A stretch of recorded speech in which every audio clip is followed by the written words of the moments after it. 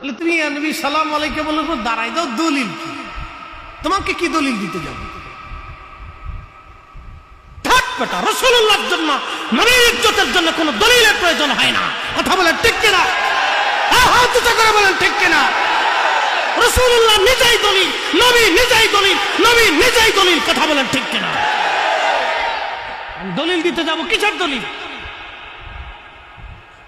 আল্লাহর কলিজার মর্যাদা, আল্লাহর কলিজার উপর ঈমান আনতে হবে, আল্লাহর কলিজাকে মানতে হবে। তার ইজ্জতের জন্য কোনো দলিলের প্রয়োজন হয় না, তিনি নিজেই দলিল।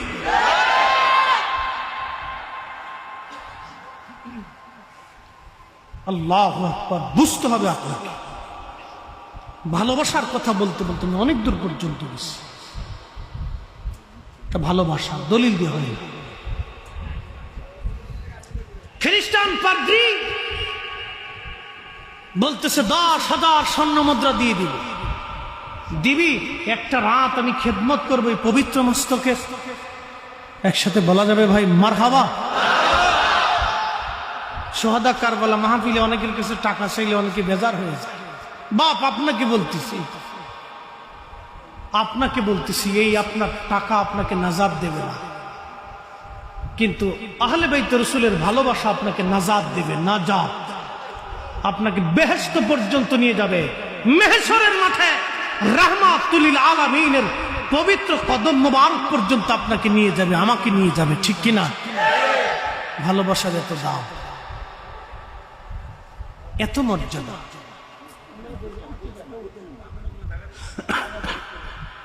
একটু মুহাব্বতের দুরূদ শরীফ পড়ি। আল্লাহুম্মা সাল্লি আলা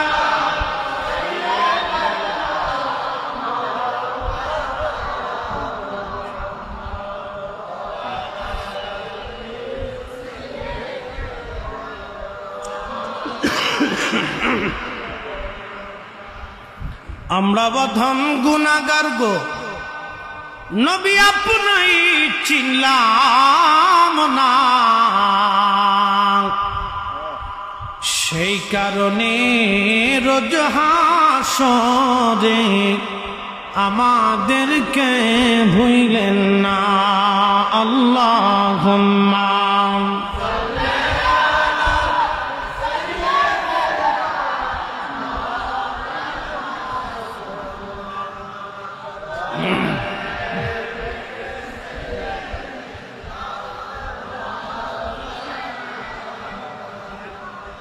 ভাইজান কষ্ট হয়, আমি কি কারো বিরুদ্ধে বলতেছি? যদি কোনো ভাই অন্য দলের হয়ে থাকেন, দল আপনার হতে পারে, কিন্তু নবী আমাদের সবার।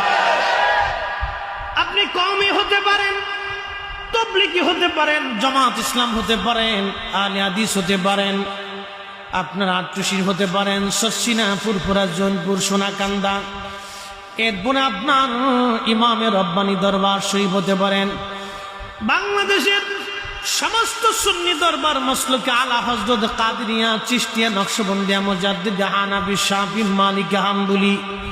রাজনৈতিকভাবে যে দল হতে পারেন, পারিবারিকভাবে যে বংশ হতে পারেন, মুসলমান হিসেবে হযরত আওলাদে রাসূল ইমাম হুসাইন রাদিয়াল্লাহু আনহু আমাদের সবার।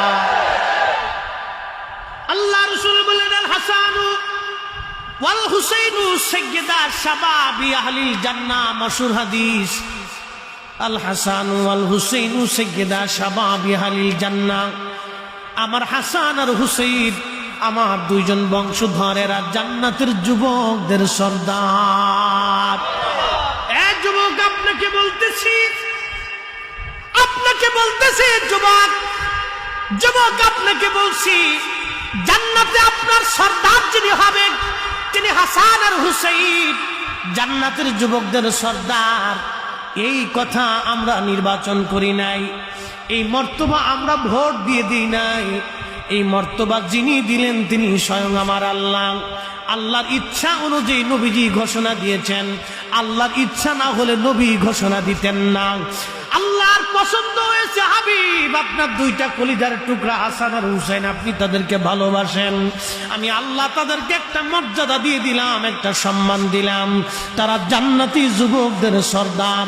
একবার জোরে বলা যাবে মারহাবা? আচ্ছা, টাকা দিয়ে জান্নাত পাওয়া যায়, সুযোগ আছে না? আল্লাহ রসুল জান্নাতের একটা মর্তবা বলেছেন, জান্নাতের একটা চাবুক, যেই চাবুক দিয়ে আমরা ঘোড়া দাবড়াই, ঘোড়ার পিঠে আঘাত করে, জান্নাতি একটা চাবুক, এই চাবুক এক পাশে রাখবে আর সারা পৃথিবী আর এক পাশে রাখবে। জান্নাতের একটা চাবুক এক পাশে রাখবে, পৃথিবীর সারা সৃষ্টি আর পৃথিবী আর এক পাশে রাখবে। ওই জান্নাতের একটা চাবুকের এই দামের সমান সারা পৃথিবী বিক্রি করলেও হবে না। সেই জান্নাতের আটটা জান্নাত, তো কোন কোন বান্দাকে 10টা দুনিয়ার সমান একটা জান্নাত দেওয়া হবে, মানে 10টা দুনিয়ার সমান জান্নাতের জায়গা তার জন্য বরাদ্দ হবে। সেই জান্নাতের সব যুবকদের সর্দার, হ্যাঁ সুবহানাল্লাহ, যেমনি কোন দুপুরেও খাইছেন না, একসাথে জোরে বলে, আমরা সেই জান্নাতের যুবকদের সর্দারের মহব্বতের মাহফিলে বলছি। কপাল আমার ভালো হবে না তোমার ভালো হবে নাকি? নাজদি বেটা, তুমি ইয়াজিদের প্রশংসা করো, তোর কপাল ভালো হবে না তো আমারটা ভালো হবে না তো তোরটা ভালো হবে নাকি বেটা? তুই তো ইয়াজিদের দালাল, আমরা ইমাম হুসাইনের গোলাম, কথা বল ঠিক কিনা? মনে করছে বেহেশত পেয়ে গেছি ইয়াজিদের প্রশংসা করে, পুরো শয়তান কোথাকার।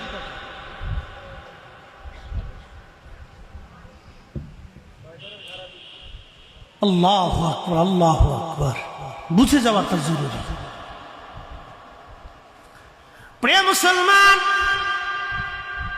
পাদ্রী ডাক দিয়ে বলতেছে আজকে রাত্রের জন্য দিয়ে দাও। ওরা বলল হ্যাঁ নিয়ে যান, কারণ ওরা তো দুনিয়ার সম্পদের লোভী ছিল। ওদের হাতের মধ্যে যে রত্ন, এই রত্ন ওরা চিনতে পারে নাই, কিন্তু দুনিয়ার মোহে পরে ওরা পাগল হয়ে গেল। হযরতে ইমাম হুসেন রাদিয়াল্লাহু আনহুর মস্তক দিয়ে দেওয়া হলো পাদ্রীর কাছে। পাদ্রী নিয়ে গেলেন, মহিলাদেরকে অন্দরমহলে পাঠিয়ে দিলেন, মহিলাদেরকে দায়িত্ব দিয়ে দেওয়া হলো সেবা করার জন্য। তাদের রাত্রিবেলা খানা দানের ব্যবস্থা, বিশ্রামের ব্যবস্থা করা হলো। এবার ওই পাদ্রী পবিত্র মস্তক মাথা মোবারক নিয়ে গেলেন তিনার রুমের মধ্যে একটা স্বর্ণের প্লেটের মধ্যে রেখে পরিচ্ছন্ন পানি এনে ওই পানি দিয়ে ইমাম হুসেন রাদিয়াল্লাহু আনহুর মাথা, দাড়ি, রক্তগুলি পরিষ্কার করতে লাগলেন আর কাঁদতে লাগলেন। সারা রাত্র মস্তক মুবারকের সামনে পাদ্রী বসে বসে কাঁদতে লাগলেন। লক্ষ্য করলেন আল্লাহর আকাশ থেকে একটা নূর মুবারক এসে ইমাম হুসেন রাদিয়াল্লাহু আনহুর মস্তক বরাবর, আসমান বরাবর ফাঁকা হয়ে গেল। এই নূরের ভিতরে অদৃশ্য আশ্চর্য দৃশ্যগুলি দেখে পাদ্রী আর স্থির থাকতে পারলেন না, তার জবানে পড়ে ফেললেন লা ইলাহা ইল্লাল্লাহু মুহাম্মাদুর রাসূলুল্লাহ। পাদ্রী এবার পড়ে ফেললেন কালেমা। এই দৌলত নিয়ে পাদ্রী ইমানের দৌলতওয়ালা হয়ে গেলেন। একবার জোরে বলবেন কি মারহাবা।